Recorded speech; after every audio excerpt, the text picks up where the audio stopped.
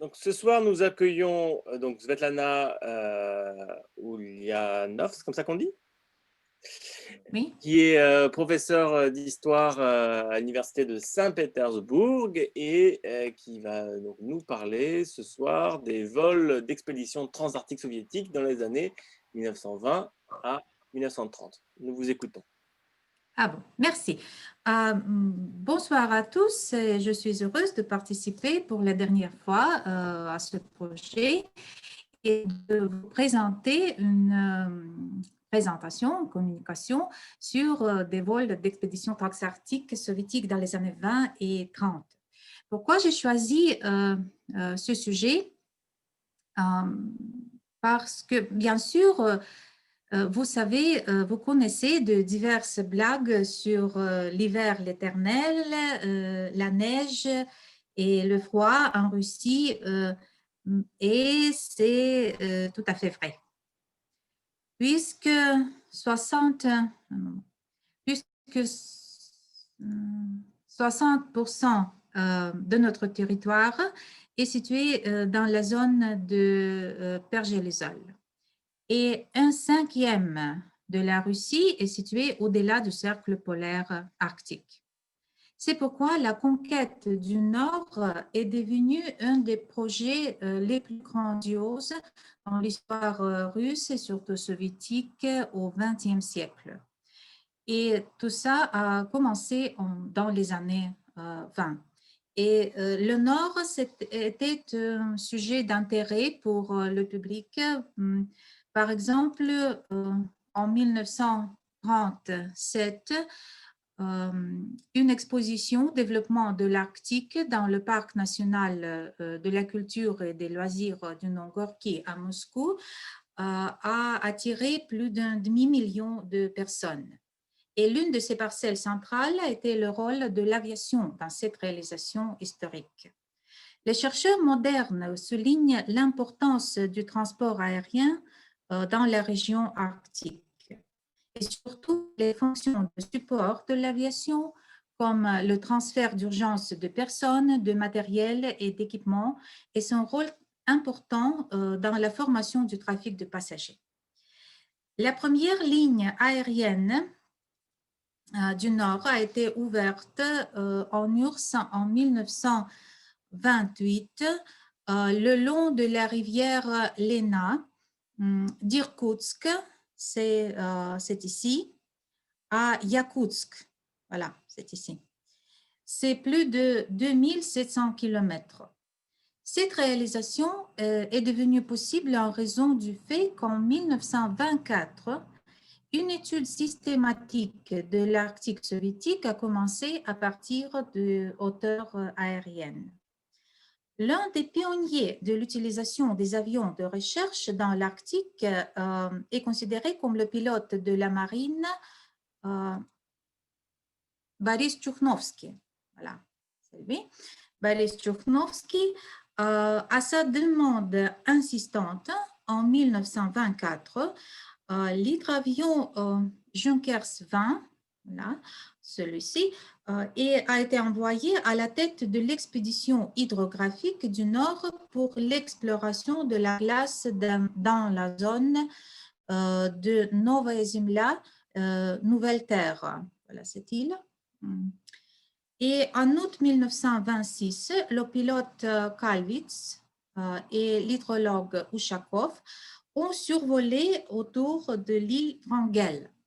L'île Wrangel, voilà, c'est ici, d'une superficie de 3000 km² est située dans l'océan Arctique au nord de la péninsule de Tchouktch. L'île doit son nom à l'explorateur marin russe Baron Wrangel, qui était le premier à placer cette terre sur une carte maritime. L'île Wrangel occupe une position nodale sur les compagnies aériennes du Nord et de plus, cette zone est riche en fourrure et en minéraux. En 1927, à l'initiative de l'éminente figure polaire Grigory Krasinsky, le premier vol soviétique à longue distance dans l'Arctique a été organisé. Il s'agit de l'expédition aérienne du Nord. L'expédition sur l'île Wrangel a été organisée par la Société d'assistance à la défense et à l'aviation et à la construction chimique OSVAHIM, selon un accord signé le 28 février 1927 entre le Présidium de la Société d'OSVAHIM, le Bureau de l'armée de l'air de l'armée rouge, force aérienne, et le Conseil du commerce soviétique flotte, Sovtorg flotte. Selon cet accord, les militaires ont fourni à Osveakim deux avions avec des équipements, du matériel technique et du personnel de vol qualifié. Ils étaient censés voler de Vladivostok à l'île Wrangel, le long de la rivière Lena et de l'océan Arctique. Voilà, c'est l'itinéraire de cette expédition, voilà, de Vladivostok vers Lena, puis à Wrangel, et puis par avion le long de Lena vers Irkoutsk. Sovtorgflot s'est engagé à livrer des avions par mer de la mer Noire de la Crimée à Vladivostok et à soutenir le matériel expéditionnaire et le personnel d'accompagnement, et aussi de fournir à l'expédition un bateau à vapeur naviguant le long de la rivière Lena, ainsi que de livrer du carburant et des lubrifiants sur leur navire à des endroits spécialement désignés pour l'atterrissage intermédiaire des aéronefs sur les rives des océans Pacifique et Arctique. Les dépenses en espèces, c'était 28 000 roubles, ont été réparties entre Sovtorgflot et Osveahim. Les fonctions organisationnelles telles que la préparation des vols, la gestion des activités de service de la colonie à l'île Wrangel, la coordination des questions expéditionnaires émergentes avec les autorités locales ont été confiées au chef de l'expédition, Krasinski. J'ai trouvé dans les archives centrales de documentation scientifique et technique de Saint-Pétersbourg un rapport détaillé de Krasinski à propos de cette expédition. Alors, selon ce rapport, les tâches suivantes ont été assignées à cette expédition. Premièrement, établissement de contact avec la première colonie soviétique sur l'île Wrangel. Il faut dire que depuis 1926, en raison de la rigidité des glaces, aucun navire n'a pu s'approcher de l'île Wrangel. Pour cette raison, les colons ont manqué de fournitures, de munitions et de médicaments et ils se sont retrouvés dans une situation extrêmement difficile. Deuxièmement, c'était la coopération avec un navire de mer qui a effectué le premier voyage de cargaison de Vladivostok à l'embouchure de la rivière Lena. Troisièmement, approche de l'aviation soviétique à la population des régions les plus reculées de l'URSS. L'expédition a été réalisée sur deux hydravions. Il s'agissait de l'avion français Savoy, S-16, et de l'avion allemand Junkers F-13.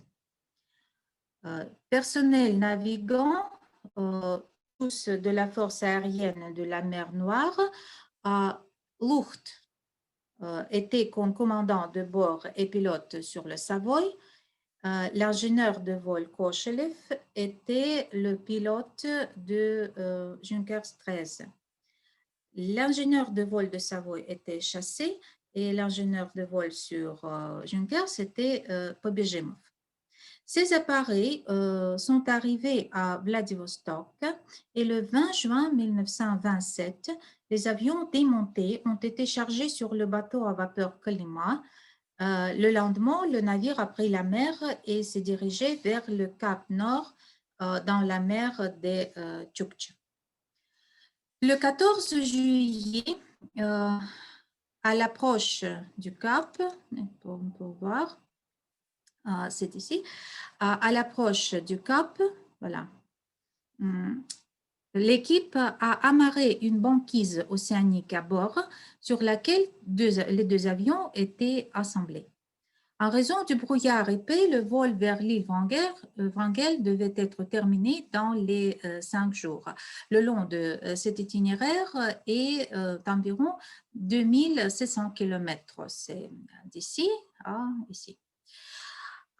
Au motif de la vitesse de vol plus élevée de Savoy par rapport au Junkers, on a été envisagé que l'avion allemand demeurerait le premier et que l'avion français volerait au bout de 10 minutes.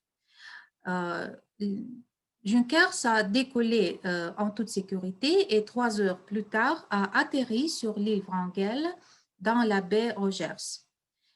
Il est à noter que l'avion a échappé à l'accident en trouvant le sol seulement 10 minutes avant l'atterrissage. Savoy, cependant, avec un espace extrêmement limité d'eau propre pour une course, ne pouvait pas se détacher. L'avion a ramassé de l'eau et cela a considérablement augmenté la charge déjà lourde.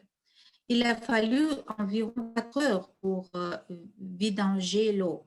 Ce n'est qu'après cela que le deuxième avion a pu décoller. Cependant, en raison d'un épais brouillard, l'équipage a dévié de la route, n'a pas pu trouver l'île Wrangel et a dû retourner sur le site du mouillage du navire. Mais le lendemain, Savoy était toujours en mesure d'atteindre l'île Wrangel et d'atterrir dans la baie de Rogers. Le 17 juillet, les deux appareils sont retournés au cap Severny, au cap du Nord, avec un atterrissage en toute sécurité juste à côté du navire.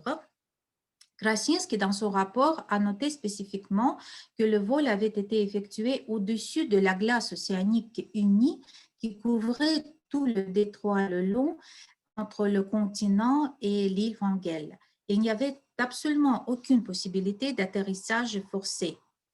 Pourquoi était-il si important de faire le vol ci-dessus vers l'île Wrangel? En plus des fins purement scientifiques, reconnaissance des glaces, de tester les capacités de la technologie de l'avion dans des conditions extrêmes, etc., le choix de l'itinéraire a été dicté par les circonstances géopolitiques et militaires. On sait qu'une déclaration motivée sur l'appartenance territoriale de l'île Wrangel a été faite par le gouvernement russe en 1916. Mais la révolution et la guerre civile qui ont suivi ont incité les puissances étrangères à réviser le statu quo. En 1921, l'explorateur polaire canadien Stephenson a proposé à son gouvernement pour commencer la colonisation de l'île Wrangel. Il a organisé une expédition qui a atterri sur l'île et a annoncé son adhésion à la Grande-Bretagne. Le gouvernement soviétique a pris un certain nombre de mesures diplomatiques pour défendre les droits de l'URSS sur l'île Wrangel. En 1924, en outre, une expédition navale soviétique a atteint l'île et a levé le drapeau de l'URSS sur elle. En même temps, les colons canadiens ont été évacués de l'île. Le gouvernement de l'URSS a reconnu la nécessité de peupler l'île Wrangel.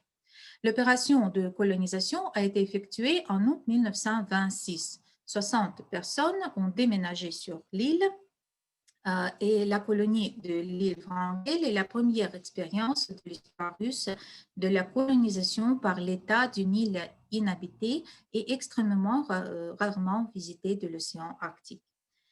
L'importance particulière de l'île Wrangel, en plus des possibilités de commerce des fourrures, était déterminée par les perspectives des communications transarctiques tant maritimes qu'aériennes.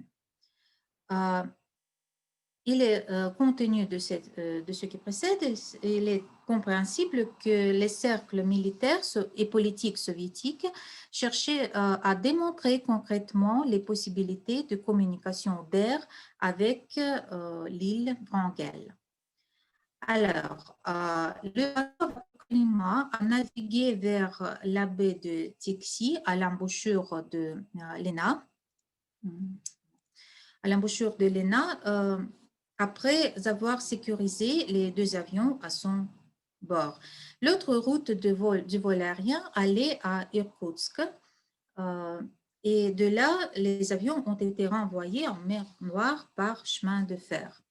Au total, selon le journal de bord, Savoy est resté dans les airs pendant environ 48 heures et Junkers pendant 54 heures.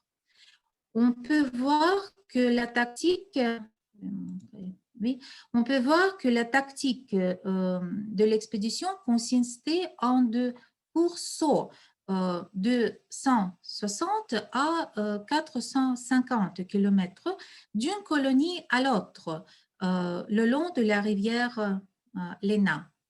Les vols n'étaient effectués que pendant la journée par beau temps. Néanmoins, même dans ces endroits relativement habités, les équipages ont éprouvé de graves difficultés. Les conditions climatiques dans lesquelles le vol s'est déroulé étaient difficiles. La diversité des paysages, montagnes, forêts, marécages, a conduit à un échauffement inégal de la surface terrestre et par conséquent, le changement fréquent des courants d'air et la situation était compliquée par des nuages bas et des pluies fréquentes. Comme indiqué dans son rapport de Krasinski, à l'approche du cours supérieur, le canal de la rivière Lena se rétrécit. Et bordé de montagnes sinueuses, ce lit de rivière a créé de sérieuses difficultés lors du décollage. Ainsi, le 23 août, Savoy a couru dans un sous-marin au fond rocheux au moment du décollage et a eu un trou dans le fond. Et le 27 août, pendant le décollage, il y a eu un accident avec le Junkers. Les entretoises étaient partiellement pliées et cassées, à l'aile était endommagée. Et l'aile était endommagée. En plus des objectifs militaires, politiques, économiques et scientifiques, l'expédition aérienne du Nord avait également une valeur de propagande. Dans tous les établissements où les débarquements ont été réalisés, les participants du vol ont fait des rapports, ont organisé des excursions et des vols de propagande.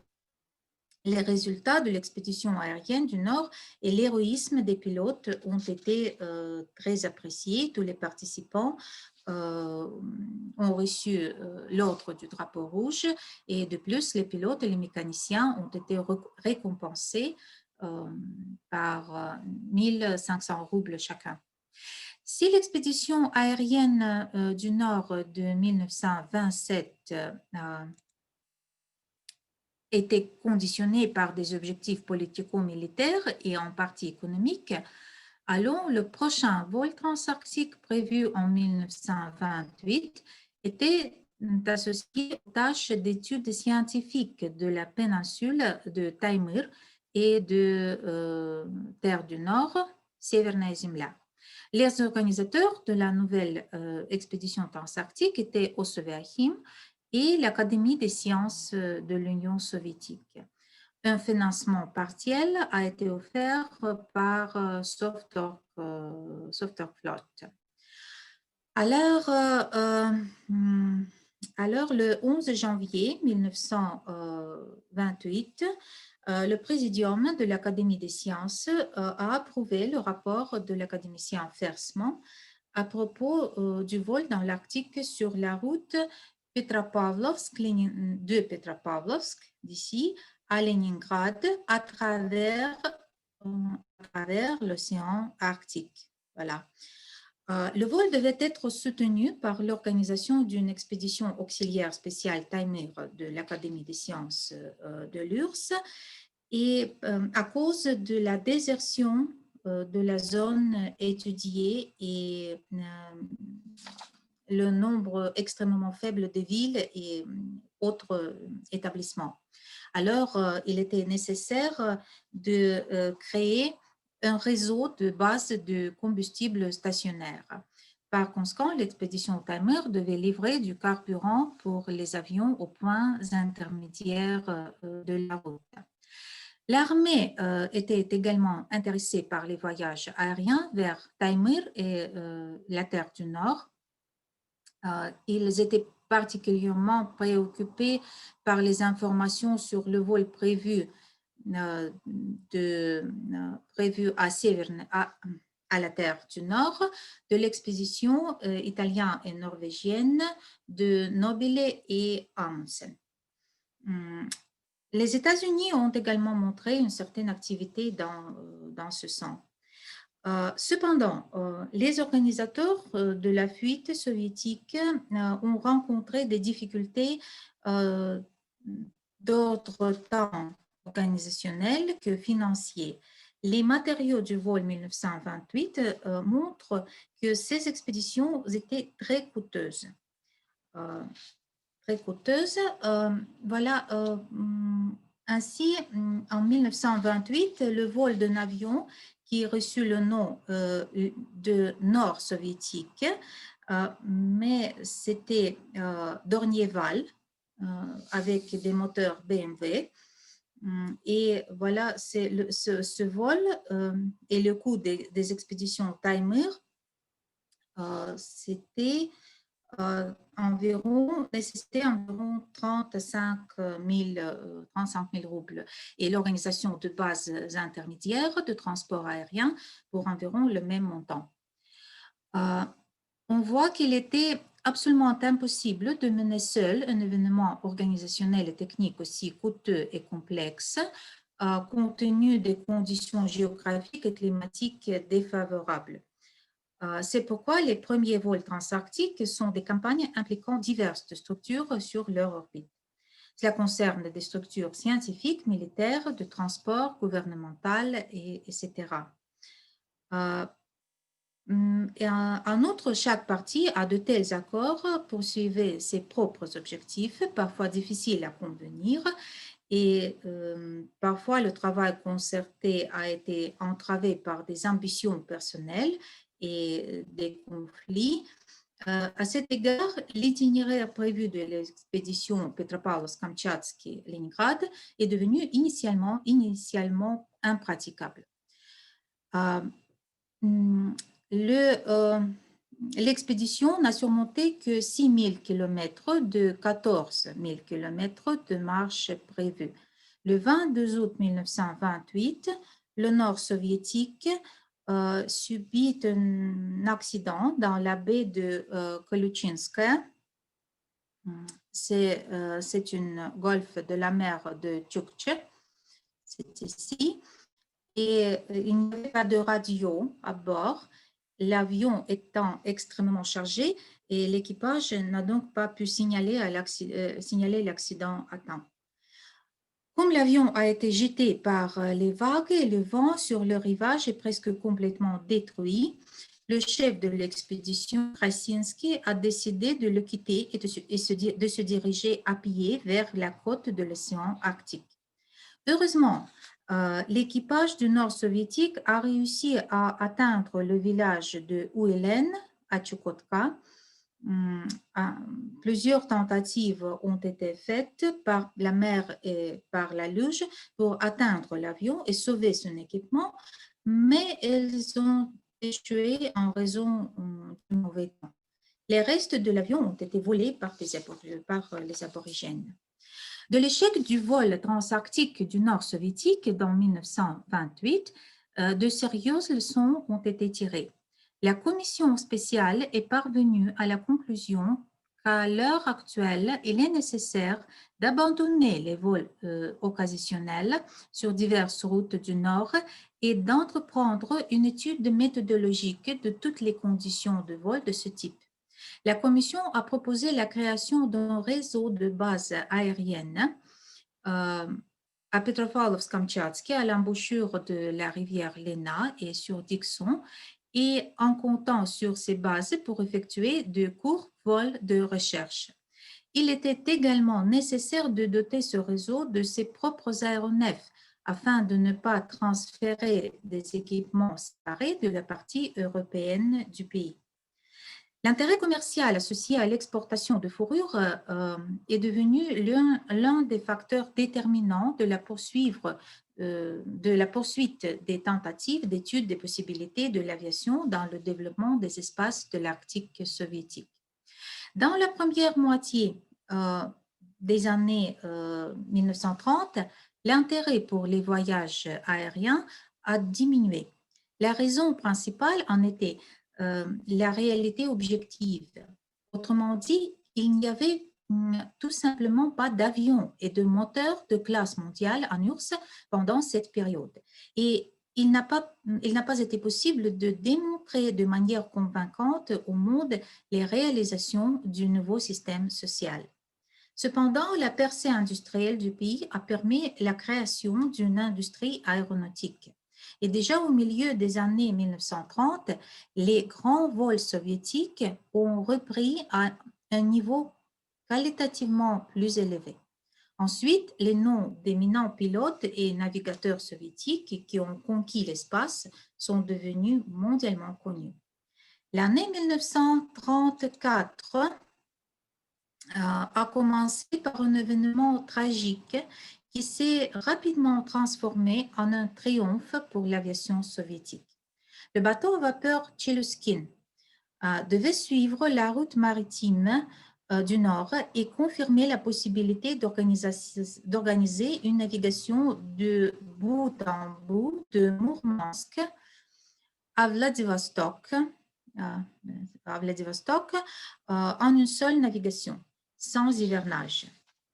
Le plan du chef d'expédition, Otto Schmidt, a presque réussi. Au départ du port de Mourmansk le 10 août 1933, le Tcheluskin est entré dans le détroit de Bering voilà, le 7 novembre et l'équipage a déjà vu de l'eau claire et libre de glace.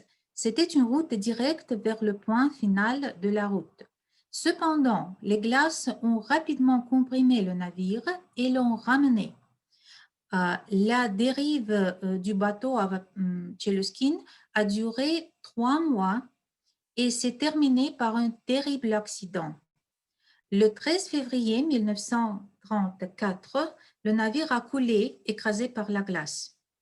Toute l'équipe du bateau, 104 personnes, ont été sauvées et ont atterri sur la glace de la mer des Tchouktches, construisant le camp de Schmidt. Voilà, c'est lui. À 150 km du rivage le plus proche. La vie dans le camp, bien qu'équipé par les Tcheluskinites du niveau de confort nécessaire, se déroulait dans les conditions extrêmes de l'hiver arctique et pouvait soudainement se terminer sous la pression de la glace et à la dérive. Par conséquent, il était nécessaire d'amener les résidents du camp sur le continent dans les plus brefs délais. Une commission gouvernementale spéciale a été créée pour organiser le sauvetage.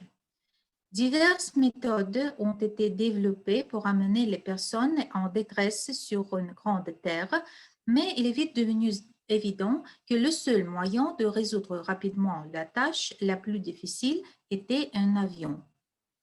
Des dizaines de pilotes ont répondu à l'offre de participer à une expédition de sauvetage. Un pilote Lapidievski, après de nombreux vols de recherche, s'est rendu au camp de glace de Schmidt et est sorti les 12 premières femmes et enfants tcheluskinites. Un autre groupe de pilotes militaires dirigé par Kamanin, voilà, Kamanin, c'était dans ce groupe, il y avait Molokov, Farih, Slepnev, Podopianov, Doronin, Galyshev et les autres, sur des avions P-5. Voilà, P-5, c'est un avion soviétique de constructeur Polikarpov, ainsi que des Junkers Junkers F-33 et American Consolidated Fleet Star. Voilà, ce groupe de pilotes sur ces avions sont arrivés à Chukotka et ont continué au retrait des victimes du camp de glace. On peut dire, on peut juger à quel point ces vols étaient dangereux d'après les souvenirs du Vodopianov. Je cite, « Il suffit d'entrer dans une chute de neige ou de brouillard et d'oublier tout. Lorsque vous êtes dans un espace invisible, vous ne pouvez pas voir comment va l'avion par rapport au sol. C'est difficile sans l'habitude de conduire à l'aveugle. Il y a une sorte de brume dans l'air. Tout se fond dans un fond commun. Le sol est recouvert d'une neige solide, uniforme et aveuglante. Vous volez comme dans un brouillard et vous ne voyez ni la terre ni le ciel. » Molokov et Kamanin ont profité au maximum de 9 vols vers la banquise. Le premier a amené 39 personnes et le second 34.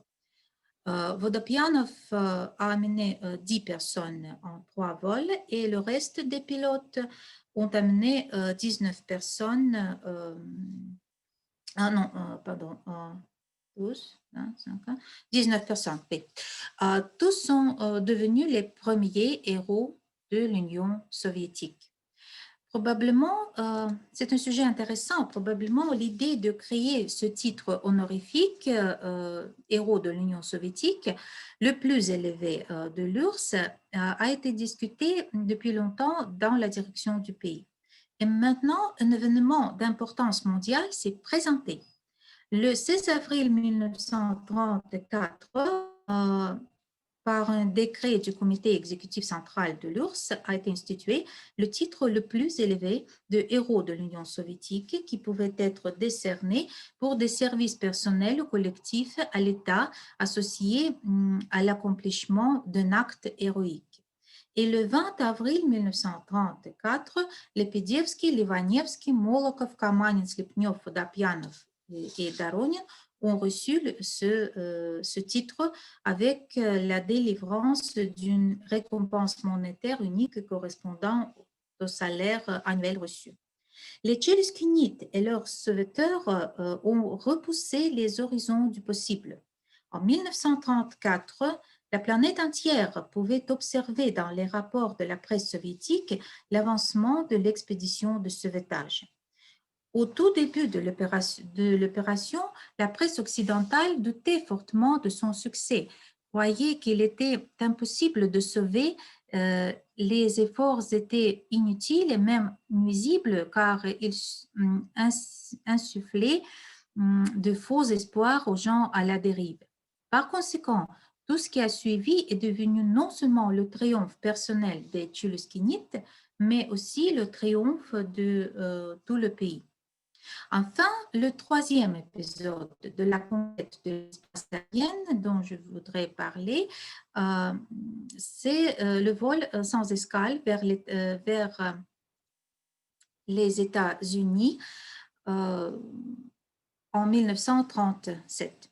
Le 18 juin 1937, ce vol a été effectué par l'équipage de Valery Chkalov, voilà, il est au centre, Valery Chkalov, copilote Baydukov et navigateur Belekov.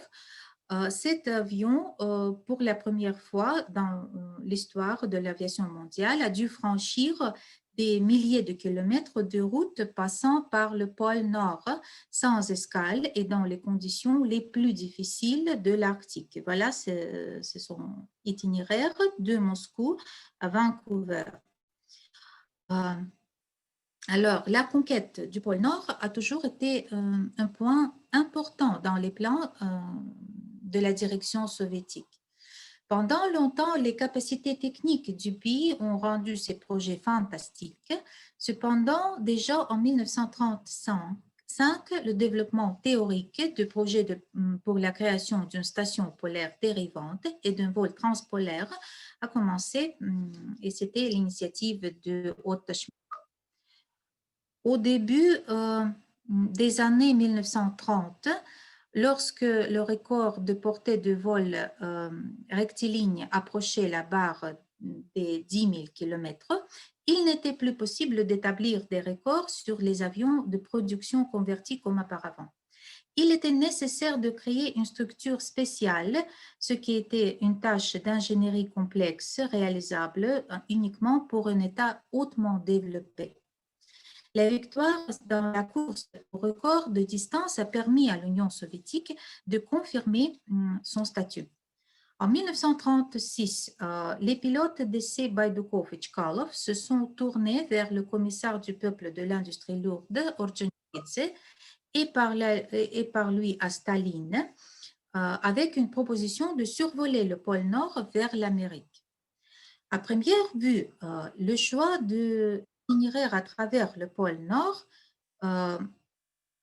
pour rétablir le record de vol semblait imprudent. Pour le vol, on a généralement essayé de créer l'itinéraire traversant le terrain, c'est-à-dire où il y a l'espoir d'aide en cas d'atterrissage d'urgence et dans des conditions météorologiques favorables. Et puis, il était nécessaire de voler plusieurs milliers de kilomètres sur l'eau, la glace et les territoires inhabités du Grand Nord.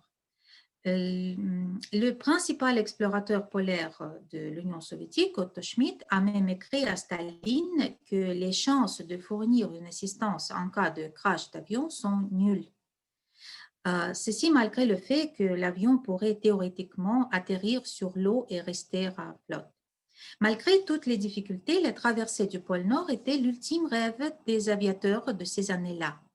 Premièrement, c'était la route la plus courte entre les deux continents. Lors d'un vol de Moscou à San Francisco à travers l'océan Pacifique, il était nécessaire de parcourir 18 000 km. De l'autre côté de l'Atlantique, 14 000 km. Et à travers le pôle, seulement 9 600 km. Deuxièmement, il a combiné le romantisme du ciel avec l'héroïsme de l'exploration polaire qui a couronné l'ère des grandes découvertes géographiques et était une mission d'honneur particulier. Il était important de se rendre aux États-Unis. L'établissement de relations avec le pays le plus riche du monde était l'une des plus hautes priorités de la politique étrangère soviétique. Pendant le vol, l'équipage de Tchkalov est entré en collision avec 4 cyclones qui ont dû être surmontés, contournés ou pilotés à une hauteur maximale de 6 km avec une consommation du carburant sous-optimale.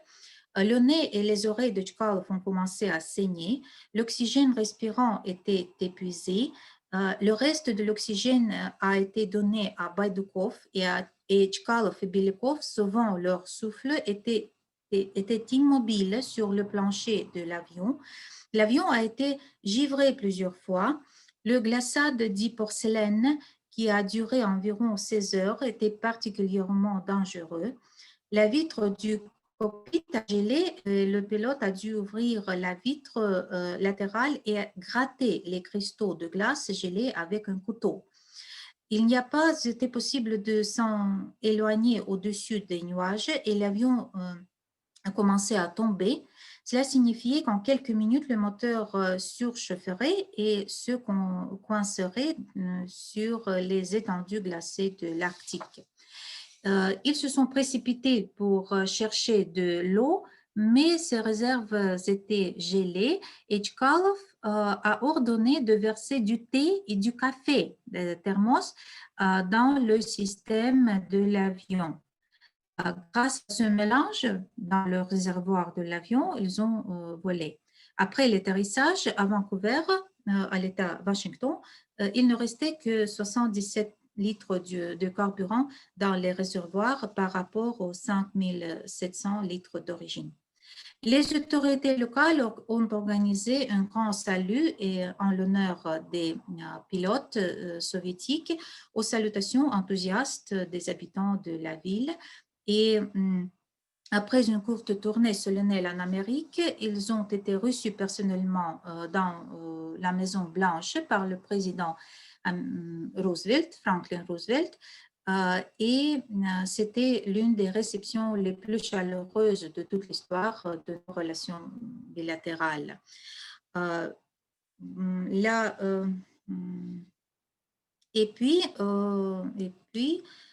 par la suite, ils sont un moment. Le 14 juillet, l'équipage de Chkalov de New York s'est rendu en France sur le paquebot transatlantique Normandie. Les aviateurs soviétiques se trouvaient à Paris pour 3 jours et où ils visitaient notamment une exposition internationale. Et le 24 juillet, ils partaient pour leur patrie en train. La conversation de Valéry Chkalov avec un millionnaire américain à bord du Normandie est bien connue. Le millionnaire a demandé comment était riche Chkalov. Le pilote a répondu qu'il en avait 170 millions. Des roubles ou des dollars, l'interlocuteur l'interrogeait et la réponse c'était 170 millions de personnes travaillent pour moi de la même manière que je travaille pour elles. Ce passage de propagande de pilote soviétique était vrai. Un grand nombre de personnes ont travaillé à la mise en œuvre des plans pour le vol record. Les décisions à ce sujet ont été prises personnellement par Staline et le contrôle du projet a été effectué par une commission d'État sous la direction du commissaire du peuple aux affaires militaires et navales Vorashilov.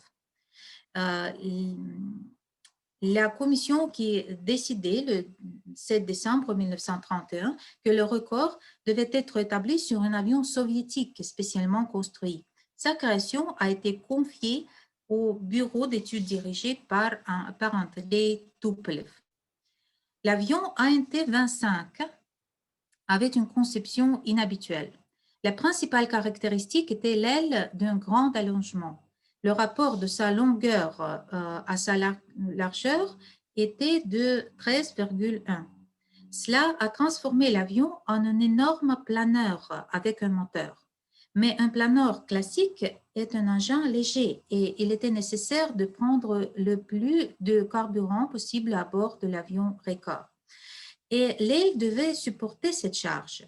Cependant, le vol en atmosphère turbulente provoque inévitablement des vibrations structurelles à cette longueur d'aile. Dans les avions ordinaires, le problème était résolu simplement. Il rendait les ailes rigides, mais avec une envergure entre 25 à de 34 mètres, la structure métallique rigide s'est avérée irréaliste. Même à l'extérieur, les ailes de l'avion ANT-25 étaient 2,5 fois plus longues que le fuselage. Elle était si différente de la technologie aérienne traditionnelle qu'elle était perçue par les contemporains comme quelque chose de fantastique. Le moteur M34 sur l'ANT-25 était le premier moteur d'avion de production nationale de haute puissance et surpassait les meilleurs modèles étrangers. Il a été créé en 1932 par Alexandre Mikulin à l'Institut central des moteurs d'aviation. Des stations météorologiques et radieux au sol ont été mobilisées, dont l'une était équipée directement au pôle pour le vol transarctique.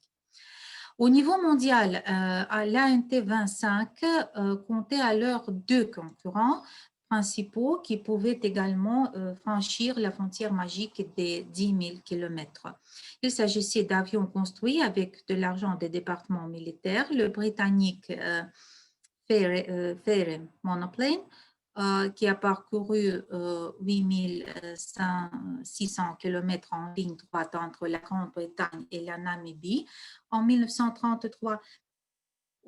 Et le français Blériot 110, qui a établi la même année un nouveau record de 9100 km sur itinéraire États-Unis-Syrie. Moins d'un mois plus tard, du 12 au 14 juillet 1937, les pilotes soviétiques Gromov, Yumashev et Danilin ont réussi à surpasser cet exploit. Ils ont réussi à établir un record du monde absolu pour la portée d'un vol sans escale de l'Union soviétique aux États-Unis en passant par le pôle Nord en ligne droite. Alors, pour conclure, une expédition aérienne par l'Américain Ellsworth et le Norvégien Amundsen en 1925 a prouvé que les avions peuvent effectuer de grands vols dans l'Arctique. L'importance de l'aviation pour l'étude scientifique et le développement économique des transports de l'Arctique a également été prise en compte en Union soviétique dès le milieu des années 20. L'avion était également attractif dans le contexte de la formation du discours héroïque soviétique, en plus des avantages évidents de nature technique. Néanmoins, les premiers vols transarctiques soviétiques de 1927-1929 ont montré les inconvénients de ce type de transport, c'est-à-dire faible capacité de charge, coût élevé du transport aérien et dépendance aux conditions météorologiques. Vol transarctique de la seconde moitié des années 1920 ne se sont pas encore appuyés sur l'infrastructure établie. Il n'y avait pas de station polaire, de colonies, de ports maritimes qui pourraient être utilisés comme base auxiliaire le long des voies aériennes. Mais en général, l'expérience des premiers vols transarctiques a servi de base à l'élaboration d'un programme ambitieux pour le développement de l'espace aérien arctique. Ce programme est devenu l'une des réalisations les plus notables de l'Union soviétique dans les années 1930. Comme l'ont noté des observateurs étrangers, l'Arctique n'est plus un immense endroit mystérieux du globe. Alors, merci. Merci pour votre attention. Je m'excuse pour mes fautes en C. Alors, si vous avez des questions, peut-être vous allez les écrire en chat. Oui? Bon. Merci beaucoup, Merci. Svetlana. Un excellent français, vraiment très très bon français. Merci.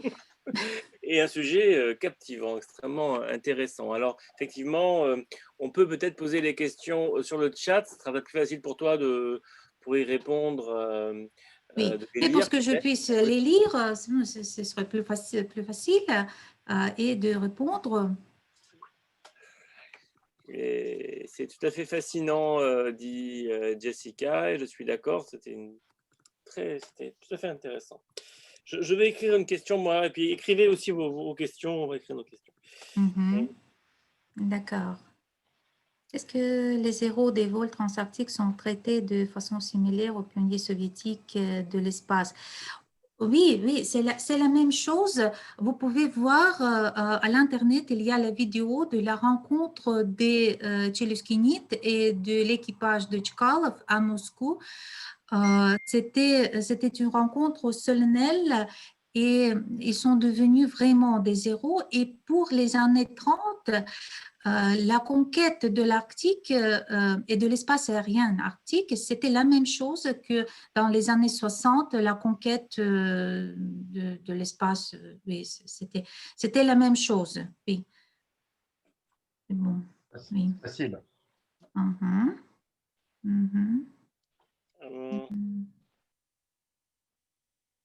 Ah, vraiment que c'est pas l'hydravion français, mais dans les documents soviétiques et dans les documents de cette expédition, il a été nommé comme un avion française. Alors, comme l'aéronef français, peut-être on l'a acheté en France. Je sais pas, il faut clarifier cette question. Oui, merci bien. Oui.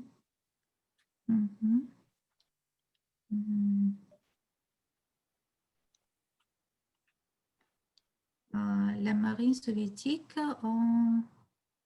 Ah, 50? Je n'ai pas compris. Non, ce n'est pas une question. Svetlana, ce n'est pas c'est une pas la question. question. Ah oui, d'accord. Bon. Peu de relations entre deux guerres. Mais bien sûr, on parle peu d'invasion, oui.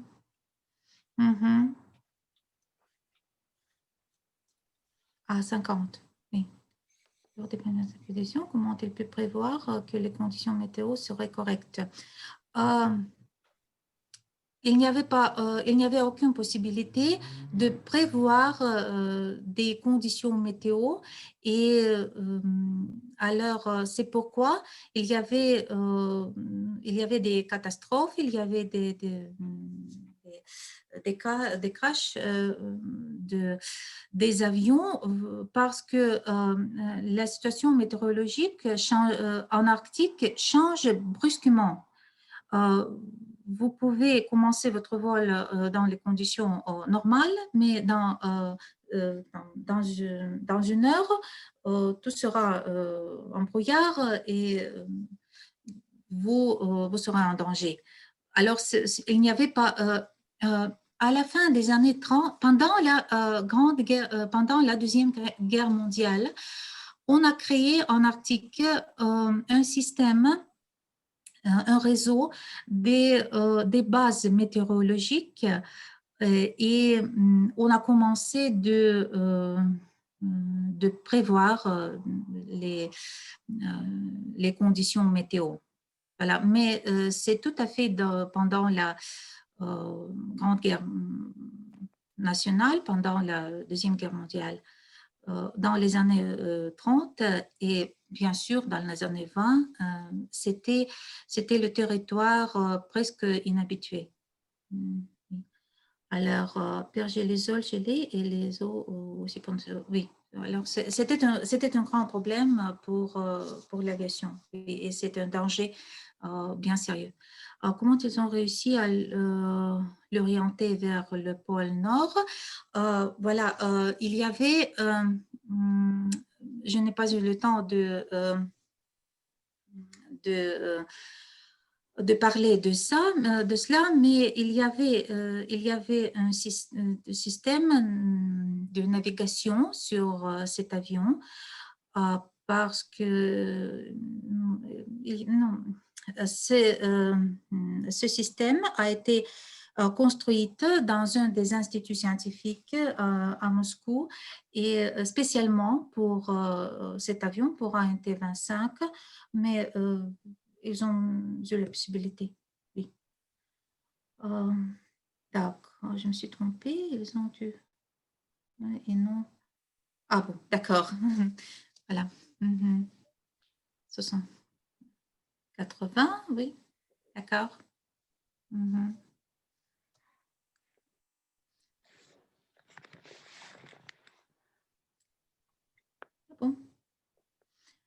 Il y avait une compagnie aérienne nationale, bien sûr, il y avait une compagnie civile, il y avait des forces aériennes militaires et il y avait encore une compagnie civile. Elle a été fondée en 1923, elle s'appelait Dobralot, c'est-à-dire c'était une compagnie commerciale, oui, bien sûr, on pouvait faire des vols civils de Moscou, de Leningrad, dans la Crimée, dans la Sibérie, mais c'était des vols courts. Oui, si vous, voilà, mais il y en avait. Oui. L'aéroflotte, c'est plus tard, c'est un peu plus tard. Dans les années 20 et 30, c'est Dobralot.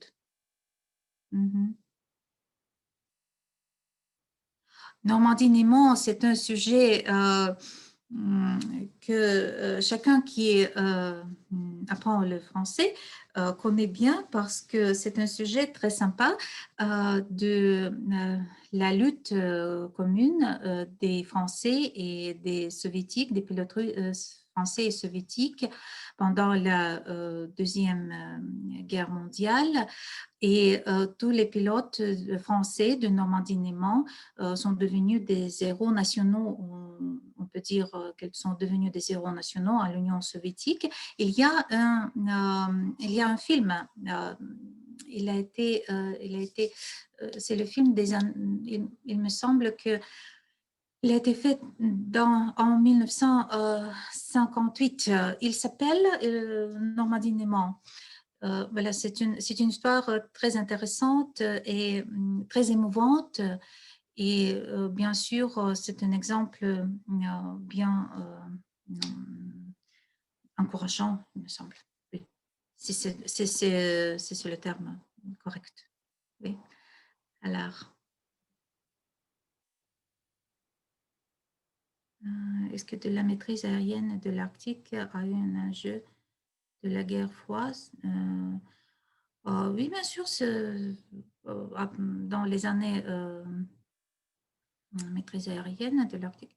Oui, dans la deuxième moitié du XXe siècle, l'Arctique est devenu une zone de la guerre froide. Bien sûr, comme aujourd'hui, vous savez qu'il y a des conflits en Arctique, des conflits territoires. Peut-on avoir accès aux archives de Normandie-Néman? C'est assez difficile parce que, mais c'est possible. Il y a beaucoup de documents publiés en russe, bien sûr. Et il y a beaucoup de documents publiés, mais ce qui concerne des archives militaires, ils sont difficiles à travailler avec eux parce que l'archive militaire est bien fermée. Oui, mais on peut lire les documents publiés et on peut essayer parce que on peut voir ces archives. Pas dans l'archive, il y a une possibilité. On peut aller pas dans les archives militaires de la Russie, mais on peut aller aux archives, s'appelle les archives russes d'histoire sociale et politique.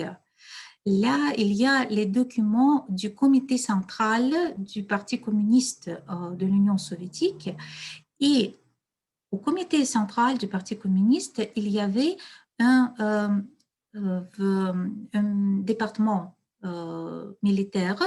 Et encore, dans ces archives, vous pouvez voir les documents du comité d'État de la défense. C'était l'organisation, c'était l'état-major du pays pendant la guerre. Et au fond de ce comité, on peut trouver ces documents. Voilà, il me semble comme ça.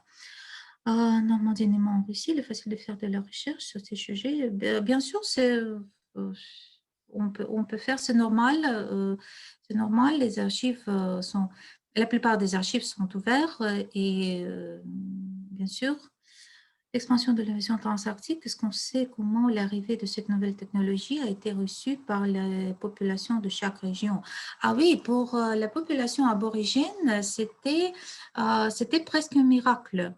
Dans les années 20 et même dans les années 30, mais au bout des années 30, grâce à la propagande, dans de différentes formes, la population des régions arctiques, pour eux, l'avion est devenu quelque chose d'habituel. Pas fréquent, mais habituel. Oui. Là. Et est-ce qu'on sait que est devenu l'avion récupéré avec, après son accident? Vous parlez de aborigène? Rien. L'avion, l'aéronef a été décraché et tout en été, les aborigènes ont ramassé tout. Les aborigènes, ce sont des Tchouktches. Ils sont nomades. Et il était impossible de trouver les restes de cet aéronef. Oui, absolument. Oui. Il a disparu. Cet avion a disparu.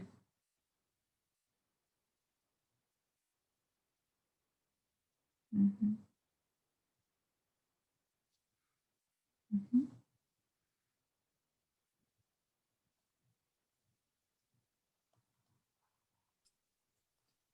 Eh bien, s'il n'y a pas d'autres Ah, questions, on va arrêter là.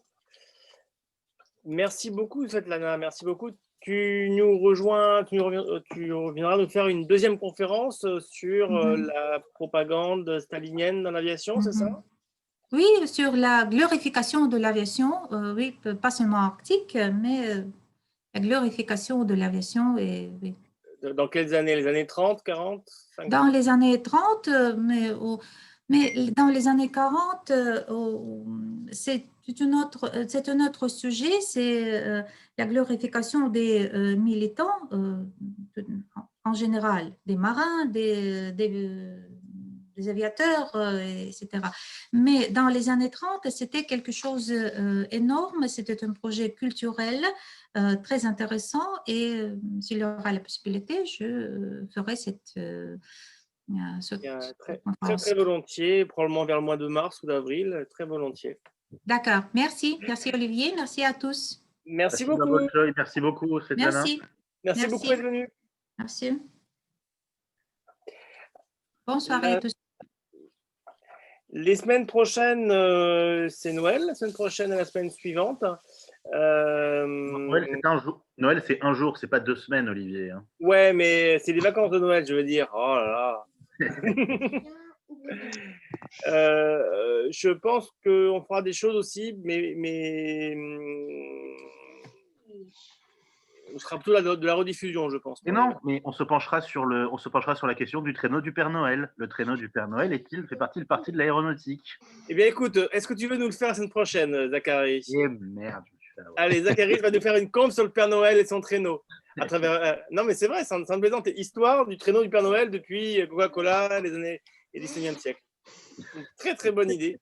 Est-ce que le Père Noël a toujours volé d'abord? Et pourquoi est-ce qu'il vole? Parce qu'au départ, si c'est Saint-Nicolas, il n'est pas censé voler. Ouais. Donc, et comment il s'oriente? Est-ce qu'il a un radar et tout? comment il trouve les cheminées? Comment il va en Laponie? Ça me semble effectivement une très bonne conférence pour la semaine prochaine. Merci Zachary de t'être dévoué. Toujours disponible pour avoir des idées de merde. Mais je crois que je vais t'aider. Nicolas, on l'aide aussi à faire ta conférence? On l'a fait à 3?